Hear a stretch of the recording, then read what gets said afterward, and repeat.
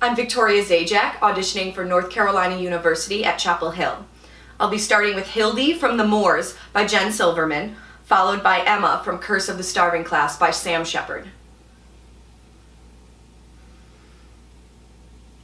Oh, everything here is so bleak. Just loveless and bleak. And if I were to kill Agatha, and I'm not saying that I would, but if I were, it would be sort of this splash of color, if you will. Sort of a tear in the fabric. And then maybe I could write my own ballad about it. And maybe that would be the one that everybody sang. And then I'd be sort of famous as a writer. Also as a murderer, but also sort of as like a singer-songwriter. This is the best day I've ever had!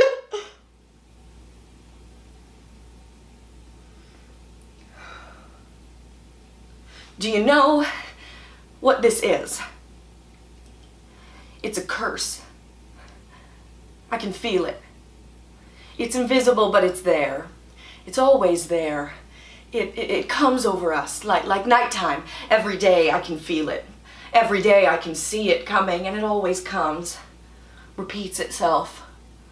It comes even when you do everything you can to stop it from coming. When you do everything you can to change it. And it goes back. It goes back deep. It goes back and back to tiny little cells and genes, to atoms. Tiny little swimming things making up their minds without us. And we spread it. We inherit it. And we pass it down. And we pass it down again. And it goes on and on like that without us.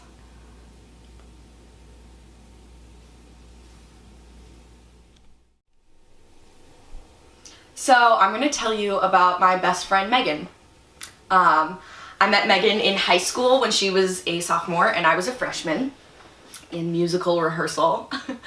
Megan is my best friend because she's the one and first person in my life that I feel completely unjudged by, which is really special.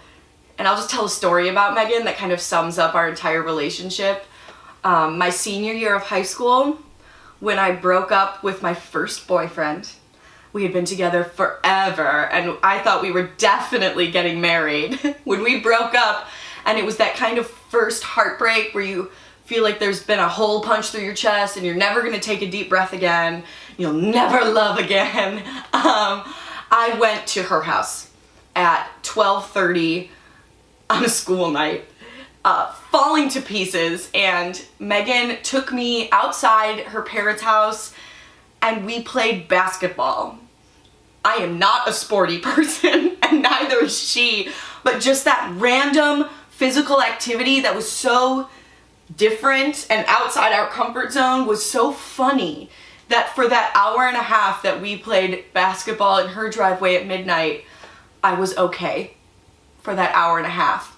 And it was something to hold on to remind myself that I was going to feel okay again. And that was so important. And the fact that she did that for me is something I'll never forget.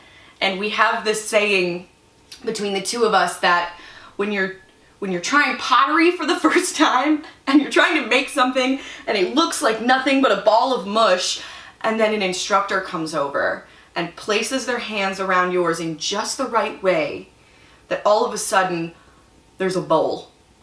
A bowl has taken shape out of your mush. We like to say that we make each other a bowl. She makes me a bowl. We still say that to this day. We're both 25. And yeah, that's why Megan's my best friend. I'll be reading Major Barbara by Bernard Shaw.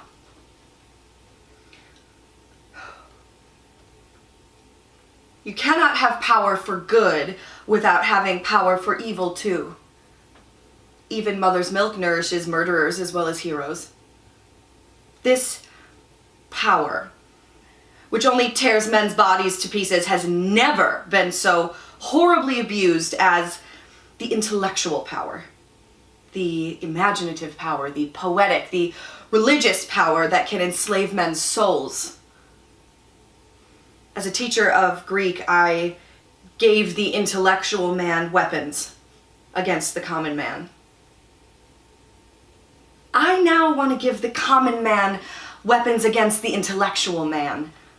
I love the common people. I want to arm them against the lawyers, the doctors, the priests, the literary men, the professors, the artists, and the politicians who, once in authority, are more disastrous than all the tyrannical fools, rascals, and imposters. I want a power simple enough for the common man to use, yet strong enough to force the intellectual oligarchy to use its genius for the general good.